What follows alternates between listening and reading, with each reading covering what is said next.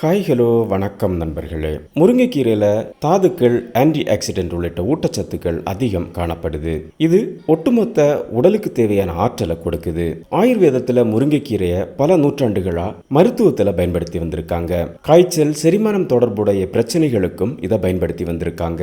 முருங்கைக்கீரையில் vitamin A, C மற்றும் இ காணப்படுது. இது நம்ம உடல்ல நோய் எதிர்ப்பு சக்தியை அதிகரிக்குது, தோல் ஆரோக்கியத்தை அதிகரிக்குது. இதில் இருக்கக்கூடிய இரும்பு சத்து, கால்சியம், புரதச்சத்து உடலுக்கு மிகப்பெரிய ஆரோக்கியத்தை கொடுக்குது. முருங்கைக்கீரையில் இருக்கக்கூடிய வைட்டமின் சி மற்றும் ஆன்டி ஆக்சிடென்ட் நோய் எதிர்ப்பு சக்தியை மிக வேகமா அதிகரிக்குது. உடல்ல நோய் தொற்றுக்களை எதிர்த்து போராட உதவுது.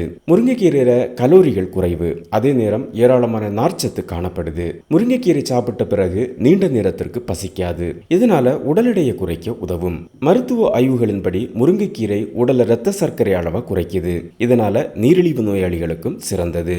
இதில் இருக்கக்கூடிய கால்சியம் மற்றும் பாஸ்பரஸ் எலும்புப்புரை நோயை குறைக்க உதவுது. எலும்புப்புரை நோய் கால்சியம் மற்றும் பாஸ்பரஸ் குறைபாட்டால ஏற்படுது. முருங்கைக்கீரையில் இருக்கக்கூடிய ஆன்டி ஆக்சிடென்ட் மற்றும் வைட்டமின் இ நம்ம சருமத்தை பளபளப்பாகவும் கூந்தல் ஆரோக்கியமாகவும் வைத்திருக்க உதவுது. முருங்கைக்கீரை நம்ம உடல்ல இருந்து நச்சுக்களை எளிதில் வெளியேற்றக்கூடியது.